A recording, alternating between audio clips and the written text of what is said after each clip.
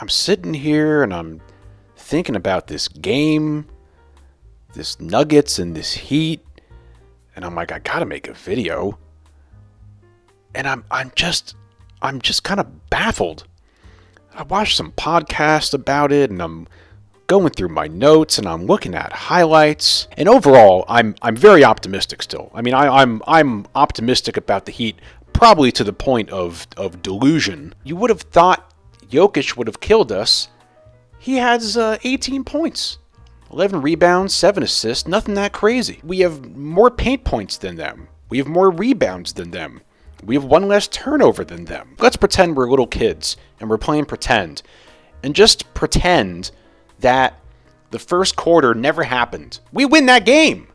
Not only do we win that game, we win that game 77-67. I'm trying to be optimistic here, okay? 5-1 on this road trip. Amazing. We're 9-3 in our last 12. Amazing. And the 3 losses we had were to who? 3 of the best teams in the league. The Clippers. We had no Duncan and no Tyler.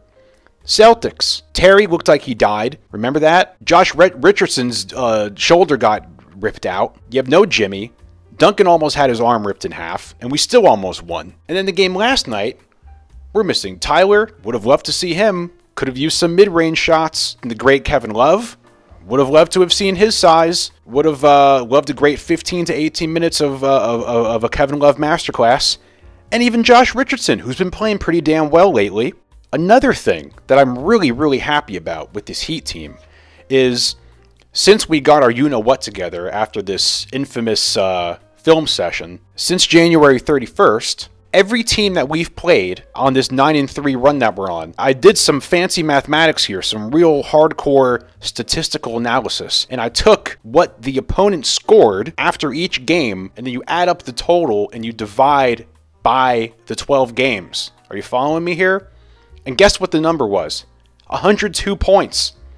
So of all the teams that we've played since January 31st on this 9-3 run, the average is only 102 points. I'm no basketball wizard here, but I think that's pretty darn good, right? So overall, I am optimistic. Now, the pessimist in me is saying, I don't know how we ever beat this team in a 7-game series. This Nuggets team is an absolute nightmare to match up against. This Jokic character, he's 6'11", 285. Aaron Gordon's, 6'8", 240? Michael Porter Jr.'s 6'10". And not only does Michael Porter Jr., is he a flamethrower from 3, he's 6'10", and then on top of that, he's 6'10" with a jump shot, and on top of that, he's 6'10" with a jump shot with a high release. And then on top of that, you got KCP and Jamal Murray who can also kill you. Just a tough team to match up against. But then the other side of me says, well, if we are fully functioning and fully healthy and firing on all cylinders,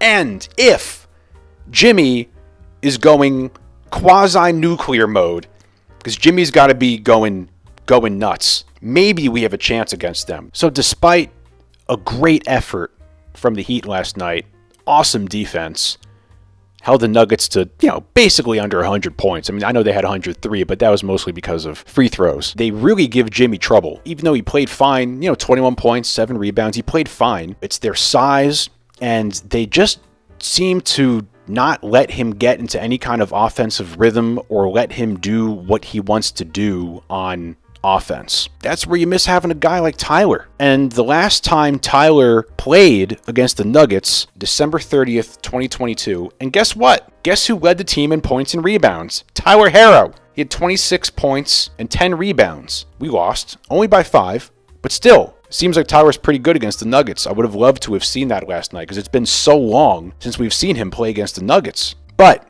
like I said, my pessimistic side, in a 7-game series, even if we are fully healthy, and if the Nuggets are fully healthy, and Jimmy's playing as good as he possibly can with those matchups, can we beat that team? I think we could definitely take it to 6-7 games, definitely 7 games, but I don't know, man. That's a good basketball team. The side of me that truly, genuinely does believe in this Miami Heat team does believe that they are capable of anything. Look at this game last night. We're down 10 with pretty much 2.5 minutes left, and then what do? Go on a 12-3 run. We bring it down to 2. We brought it down to 2 on 3 occasions in the second half. So I think this team is capable of damn near anything. But, God, this Nuggets team is good. And with that loss, we did drop in the standings. We went from like 4th place to 8th place. You know, who cares? And I thought to myself, who cares? And then Jimmy came out and said he didn't care either. You started the night in, what was it, 5th? Fifth. Now you're in 8th. I mean, it's just that back and forth. How do you look at that? What do you take out of that? We're okay. 8th, 7th, 6th, 5th, 5, 4, 3, 2, 1. I don't care. We don't care. And just to see the spark that Terry. So I'm like, well, if Jimmy doesn't care, now I care even less that we went from 4th to 8th. Let's talk Terry, because everybody seems to be very concerned about my boy, Terry, scary Terry Rozier. Oh, he airballed a few shots. Oh no, it's the end of the world because Terry airballed a few shots. Nobody's talking about the fact that the guy just had 2 19-point games in a row. 19-4-4 against the Blazers.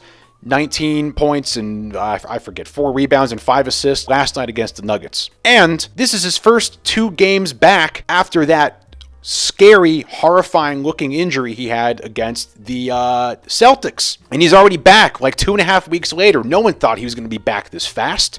And he was doing like 3-a-day treatments and workouts and all kinds of stuff like that over All-Star break so we can get back to playing basketball. As far as the air balls go, I'm not sure what the hell was going on with that. It might be a combination of stuff. Maybe the knee was bothering him. Maybe he was trying to nurse it a little bit. Maybe it was the altitude. The strangest thing about all of his 3-pointers that he missed was the one that he did make was probably the hardest of all the shots. It was that steal he had, and he dribbled it out to the baseline and then hit a shot with Aaron Gordon in his face. The thing that's hard for him when it comes to 3-pointers is that, number one, he's only 6'1". Number two, his shooting form is not the easiest at that range because he has very much a mid-range style of jump shot that he uses on his 3-pointer. So his release point is very much like at the zenith of his jump. So he'll like jump, and when he gets to the peak of his jump, then he releases, which is fine in the mid-range, but once you get out to that NBA distance 3, you got to put a lot of oomph into that shot. And when you're only 6'1", that's tough. But as far as the game goes, who was our lead scorer going into halftime? Terry Rozier with 10 points. Who was really, really big in that 12-3 run? Terry! And I know he had another ugly, God, that was just an ugly air ball. I mean, that air ball barely hit the net, but Terry's my boy. I don't care. Really, though, all kidding aside, pretty much 2.5 minutes left. KCP, it's a 3. Down 10. Then Bam comes back, hits a nice mid-range shot. We're down 8. About 2.5 minutes left. Then Terry hits a jumper. Down 6. Jokic turns it over. Terry hits another shot. We're on a 12-3 run. 97-93. Then Bam scores. Guess who assisted him? Terry! Terry with the assist. Then Jokic gets an offensive foul. Then that is when Terry had the that god-awful 3-pointer. Jimmy gets a bucket. We're down 2. And then, unfortunately, we weren't able to come back from that. You know, they had their foul shots. Then Terry had the bad turnover. But at that point, we were down 4 with 6 seconds. I mean, you know, where are you going? You're not going to beat the Denver Nuggets with 26 3-point attempts, shooting 27% from 3. It ain't going to happen. The fact that we came as close as we did